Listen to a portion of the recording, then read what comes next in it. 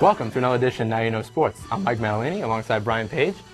And we're going to start off tonight with the BC football coaching saga. So obviously we have Jagodzinski, who knows what he's doing, actually recently signed with the 49ers as offensive coordinator. And now we get Frank Spaziani as the head coach. What do you think of that move? You know, I think for BC football, it's a very specific case. You look at Tom O'Brien, who left a few years ago, and I think the athletic director really wants some stability. Obviously, he's been saying that the entire soap opera that this has been. And Jagodzinski going to the 49ers, good luck to him.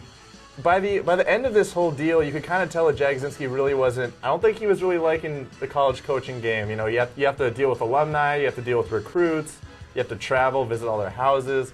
And I feel like he really liked the NFL. He likes being a coordinator, just dealing with football. You could really see that by the end. I think, if somebody tells you you're going to be fired if you do this and you do it anyway, I think that just is a testament to how much he probably did not enjoy coaching here, even though I'm sure a lot of people thought, he's a really friendly guy or whatever. But I really think Frank Spaziani was the best selection for the head coaching job, just because he's been here. He's been the D coordinator for 10 years. He's been here for 12 years total.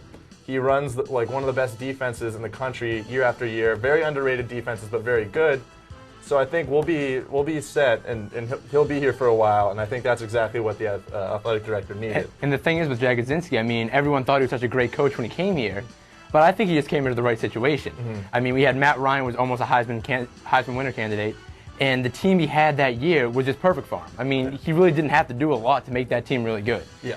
So I think he was just more the right situation than being a great college football coach. Exactly. And the other thing you got to know about BC football, we're not at Ohio State, we're not in Oklahoma. We can't recruit based on tradition. The head coach is why kids come here to play. And if Jagodzinski didn't like recruiting, which is apparently what the situation was, then you don't want him here coaching. You need a guy who's going to want to recruit, want to go visit and travel and try to get good players here. And if he doesn't want to do that, then see you later, go to the NFL, And so I think this is overall a really good move for the BC program moving forward. Definitely a good move going into the NFL. Exactly. And speaking of the NFL, this weekend we got the Super Bowl. Exactly. Definitely an unlikely Super Bowl. You do have the Steelers, who have the #1 defense in the year. They've been a great team. Everyone probably expected them to pretty much get this far or a little less. But we got the Cardinals on the other side. We had an average team all season. Teams that didn't make the playoffs absolutely crushed them during the season. 9-7 team. I didn't see them getting there. Did you? Not at all. I actually didn't. They have a very weak offensive line.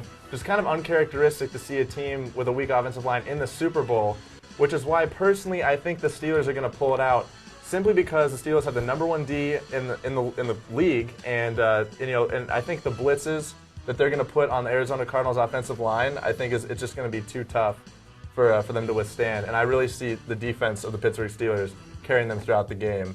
And I see them winning a tight game, because on the other side, you got to look at Larry Fitzgerald, Kurt Warner. I think that's very dangerous. And I think the Pittsburgh Steelers are going to have their hands full on Sunday. I like the Steelers' defense. I like what they've done this season, but I do really like the Cardinals in the Super Bowl. The way Warner's throwing the ball, Fitzgerald doesn't miss a pass. The only problem I see with the Cardinals coming up is the way Bolden's been acting on the sidelines. Yeah. He has been really agreeing with the playing time. He wasn't in at the end of the game. I don't know how much of a distraction that's going to be, but overall, I do like the way Warner has hooked up with Fitzgerald, and I really think the Cardinals will actually pull it out, be the surprise team of the year. So I think that's going to happen. We will see which one of us is correct, because, yeah, all right. Fair enough. Moving along to the NBA. It's a mid-season, and we made some predictions in the beginning of the season. We're going to make some predictions for the end of the season, and I think we both still agree on what we said originally. I'm thinking a Celtics-Lakers rematch. What about you? What do you think? I really don't think there's a way to avoid a Celtics-Lakers rematch.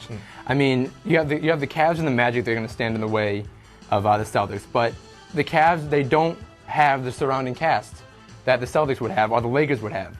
The Cavs have LeBron. If LeBron's off, the Cavs don't do that well. They do have Mo Williams. They have Delonte West. They'll be coming back off an injury. They have players there, but they can't hold it together. I don't think they can hold it together through a playoffs. The Magic are good, too. They got Jameer Nelson, who's playing big. They've got Dwight Howard, who's an all-star, who's one of the best players in the NBA. Magic will put something to it, but I don't think anyone can last as long as the Celtics will be able to. I think you're absolutely right. And the thing about the Celtics is they're very deep, they're very experienced, you know, the Cavs did a great job this past offseason getting a lot of shooters on their squad to support LeBron so he can kick it out, get some good threes, and it's been helping them. They're doing great in the regular season. But I think the experience in the postseason, you know, because you've seen in the NBA the past few years, like once all the teams get in, you never know, you know, who's gonna. That's how athletics are these days. You know, the Cardinals in the Super Bowl, you know, the Rays make it to the World Series. Nobody predicts this stuff and gets it right. It seems like anymore. But I really think it's going to be Lakers-Celtics. I think it's going to be a much better matchup this year than last year with Andrew Bynum and the entire Lakers young team becoming more experienced and going through what happened last year.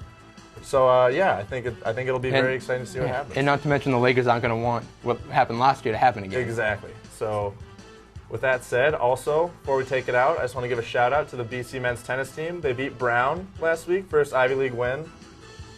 Just thought I'd plug that there, you know, for the guys. But fair enough. Sounds good. Are we good to go? I think we're good to go. All right, for Mike Mad Dog Madalini, I am Brian Page. We're taking it back to the desk.